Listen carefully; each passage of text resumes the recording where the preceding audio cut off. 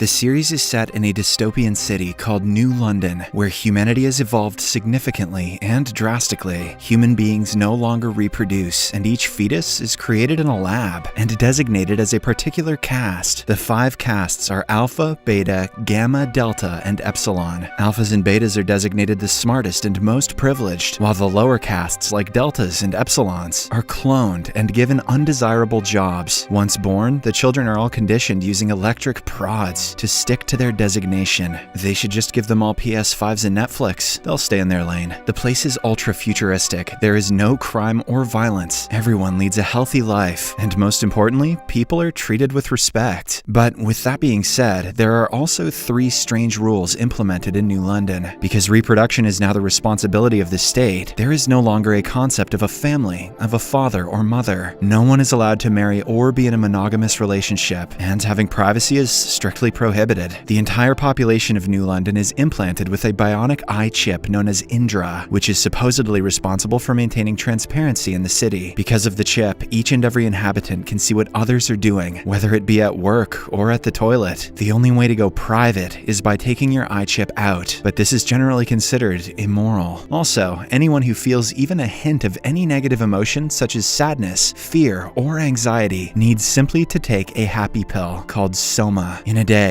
one might even eat 100 Somas. Thanks to this pill, New London prides itself as being the only city in the world where no one is sad. At the start, we are introduced to one of our protagonists, Lenina Crown, a Beta Plus inhabitant who works as a microbiologist for the New London government. One day, while she is busy with work, she is suddenly summoned to an Alpha Plus, Bernard's office. Since one has to obey their seniors, Lenina quickly heads there, and on the way, we get a glimpse of the beautiful and futuristic city. When she arrives, Bernard warns her that she's breaking rules and being selfish by exclusively sleeping with another Alpha Plus named Henry. When Lenina denies this, Bernard simply pulls up a projection showing all 22 times she and Henry had slept together in the past few weeks, demonstrating the no privacy rules. Before leaving, Bernard suggests Lenina be more careful next time and hands her a Soma pill to relax. Next, we are shown an advertisement of the Savage Lands. The Savage Lands is considered a theme park to the members of New London. It is the place where natural-born humans who refused to sign up to the New London Project 200 years ago continue to live. People in the Savage Lands have relationships, get married, and even have children. That said, they're all extremely poor and live in rundown communities far away from the glitz and glamour of New London. People out here don't take Soma, they just try to survive, but they also have more freedom. But for the people of New London, the savages are just a means of amusement, just like a zoo. They even perform different derogatory tricks to amuse their advanced counterparts. Meanwhile, in New London, Bernard is ordered by the director of New London, Ed, to go and have a look at an accident. On reaching there, Bernard finds a large crowd gathered around a corpse who has apparently fallen from a tall building. The deceased is identified as an Epsilon cleaner. Strangely, another Epsilon, CJack60, is seen grieving his friend as if he has developed some feelings. But before anyone says a word, Bernard distributes Soma to the entire crowd to cope with their trauma from seeing the body and sends them all away. Everyone wants to believe he just fell from one of the balconies, but Bernard starts to wonder if something more sinister occurred. If he did not fall, could he have jumped? Considering everyone is supposed to be happy all the time, the idea of committed the unthinkable is unheard of. Following this, he heads to his good friend, Wilma Watson, who is also the head of pleasurable parties in the city. She is responsible for arranging erotic night parties, where the inhabitants of New London can come and relieve themselves. Bernard tells her about the deceased Epsilon and how he may have committed the unthinkable, but Watson rebuffs his claims, claiming that it's impossible. She also asserts that even if an Epsilon starts thinking on their own, the Soma pill will never allow them to become depressed and commit such an act. The series then cuts to the Savage Lands, where we are introduced to our other protagonist, John. He is a hardworking and honest man who works as the props manager for a savage circus. However, he is often bullied by his boss and other colleagues for being weak. He lives with his alcoholic but caring mother, Linda, who stays at home all day, waiting for her estranged husband to return. John always tells her to forget about the past and move on, but she doesn't want to. That night, as the two are sleeping, John wakes up when he hears someone outside. He grabs a weapon and slowly opens the door, only to see his best friend Madison and a bunch of other armed people there. And before he can say anything, the strange people apprehend him and take him away. Shortly after, John is taken to a secluded place where the leader of the group, Sheila, introduces herself. She reveals that her people are a resistant cult who are adamant adamant on driving out the New World scumbags. Here, we get to know that a minority of the Savage Lands have become tired of being treated as animals by the New Londoners. Hence, they want to put an end to it all. And since John works for the props department, he's in charge of loading the fake guns. Sheila wants him to load the guns with real bullets so that they can massacre the next batch of New Londoners. Scared, John says that he can't do it, but Sheila warns that if he doesn't, he and his mother will be hunted down. Elsewhere, Bernard is still disoriented and confused by the visions he saw earlier that day. Hence, to relax himself, he takes his eye chip out for a while. But as soon as he does so, the director of New London, Ed, calls him to his office. There, he tells Bernard that he is unfit to be an Alpha Plus because he is not assertive and demanding enough. He also reprimands Bernard for acting private and suggests he take a vacation to the Savage Lands to clear his mind. That evening, a slightly upset Bernard runs into Lenina and shares everything that transpired with him that day. He also reveals that he has started experiencing feelings like loneliness, and that is why he is being sent to the Savage Lands. Lenina empathizes with him and decides to help him out. She agrees to go to the Savage Lands together with him. The next morning, they board a rocket, which takes them to their destination in less than 12 minutes. Take that, Bezos. When they reach their hotel, the receptionist briefs them about the different tours and attractions that they can partake in Savage Lands. In particular, Lenina is taken aback by the strange customs here, like getting pregnant, driving vehicles, fighting with each other, and even taming animals. After this, they board a tour bus and spectate different savage events, which are incomprehensible in New London, like the push and pull at a department store, marriage, and faith in God. On the other hand, a reluctant John is forced to load the real bullets into the gun, fearing that the cult members will go after his mother. Even his best friend, Madison, starts ordering him around. A while later, the last show of the day, the House of Monogamy, commences, and all the New Londoners, including Bernard and Lenina, are seated in the audience. For a while, things go as usual, but when it's time for the prop gun to fire, a real bullet comes out and kills a person. The audience still thinks it's part of the show, so they watch in excitement. But soon, some cult members get up from their seats and start shooting at everyone. They kill many New Londoners. And seeing this, Lenina finally realizes that something is wrong. She quickly grabs Bernard and runs away from the place, while barely avoiding the gunshots. But unfortunately, just as they reach a bit further, she realizes that Bernard has been shot in the chest and that he is losing consciousness. Somehow, she drags him to a nearby residence and starts crying. And to make matters worse, the cult members arrive outside, looking for them. John spots them and gets ready to alert the other cult members, but when he sees the innocent couple, he surprisingly changes his mind and decides to help them. Shortly after, John brings the couple to his house, where his kind mother, Linda, tries her best to save Bernard. She takes the bullet out from his body and gets ready to stitch his wounds, but just then, John's friend Madison arrives outside. She has come looking for the final two New Londoners because apparently, someone saw them fleeing in this direction. John quickly hides them in the attic and welcomes Madison inside. He promises her that he doesn't know about the New Londoners, but Madison is skeptical. She starts searching around the house, and suddenly, Bernard gains consciousness and starts wailing in pain. Enraged that she has been lied to, she points her gun at John, but fortunately, Linda stabs her from behind and kills her.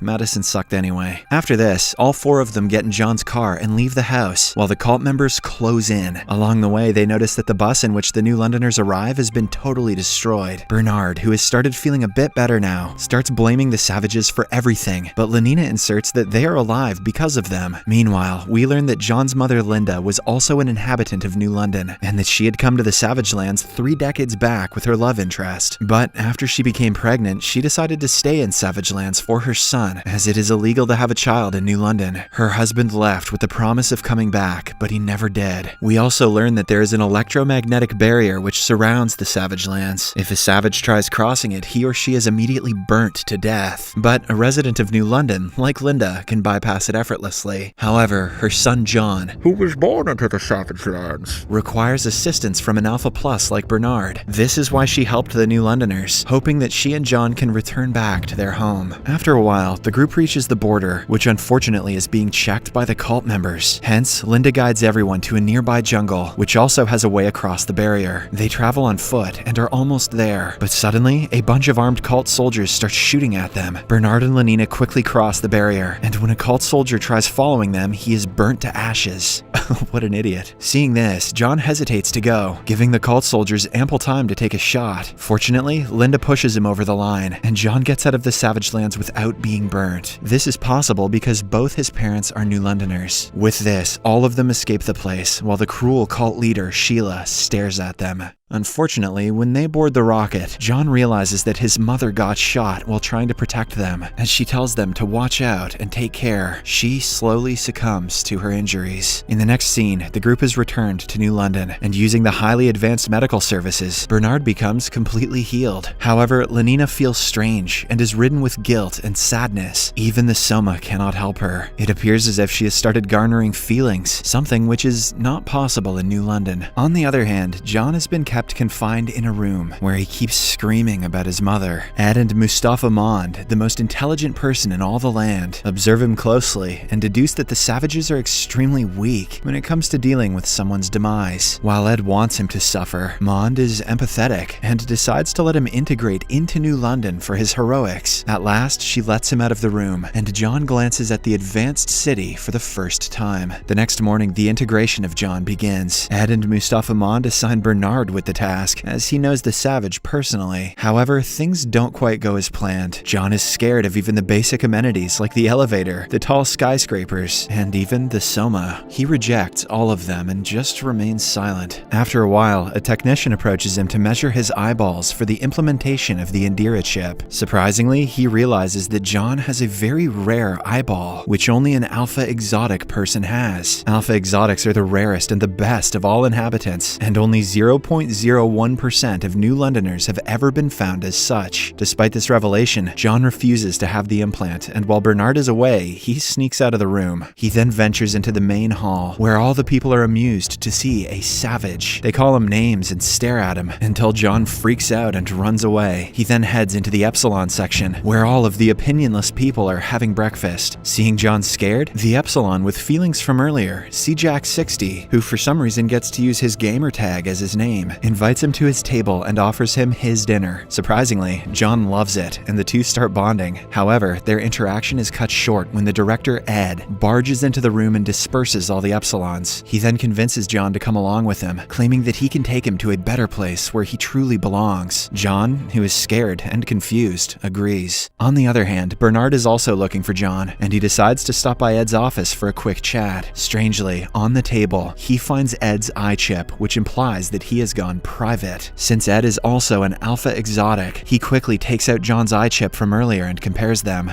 Lo and behold, the two implants match, revealing that John's estranged father is none other than Ed himself. He quickly heads to his fellow Alpha Plus, Henry, and reveals this, but the latter doesn't believe it, and instead criticizes Bernard for sneaking into the director's office. Elsewhere, Ed takes John near the sea, where a rocket is waiting to take him away to his land. John is a bit skeptical because if the cult leaders find him again, they will lynch him to death. But Ed reveals that there are thousands of other cities like the Savage Lands, where people have built civilizations. He knows this because he ventured to several of them, including the Savage Lands. Hearing this, John realizes that Ed is his own father, who never came back after conceiving him. He demands answers, but Ed doesn't seem to care. As a result, John gets angry and starts a scuffle, which ends with Ed accidentally falling off the cliff to his death. But since he had left his eye chip in his office, no one saw the incident. Soon, John rushes back to the city and stumbles upon one of Watson's pleasure parties. He sees hundreds of people dancing and gets scared, but just then, the partygoers notice him. They surround John and get ready to have their way with him. But fortunately, Bernard arrives in the nick of time and rescues him. With this, John finally starts trusting Bernard, and he even eats a soma pill given to him. Meanwhile, after the incident at Savage Lands, Lenina has started behaving strangely. She is always lost in her thoughts, rarely goes out with her friends, behaves rudely sometimes, and even tries to keep herself from taking the soma pills. In one instance, she has some fun with the Alpha Plus, Henry, but dominates him, as if she is the Alpha. Let's go. On the other hand, Mustafa Mond tells Bernard that their director Ed accidentally fell to his death. Bernard obviously doesn't believe it, and instead reveals that he was actually John's father. Surprisingly, Mond already knew of this. She mentions that this is why they have to integrate John into their society as soon as possible, because it is the least he deserves. Bernard agrees, and before leaving, he promises to handle the situation well. To start with, he takes John to the Children's Learning Center, where a bunch of kids are now learning how to play a game. Expectedly, John is not interested, but still, he sits around as the kids don't stare and judge him. After this, Bernard takes him to the pleasure party designer, Watson's place. He introduces the two, but surprisingly, Watson already knows about the savage. In fact, she is very aroused by him because of last night's encounter where he attracted a lot of people. She wants to have fun with the savage, but Bernard tells her that John is very emotional, and that's why it wouldn't be a good idea. Instead, he promises to bring him along to that evening's pleasure party. Elsewhere, Lenina goes to play tennis with her best friend Franny. In New London, people play only for fun and not competitiveness or prizes. However, Lenina, who has completely changed her behavior, humiliates her friend before walking out of there. She then reaches her room and eats several soma pills to calm herself down. At night, the pleasure party commences, and Bernard takes John there. He plans to teach him the ways of interacting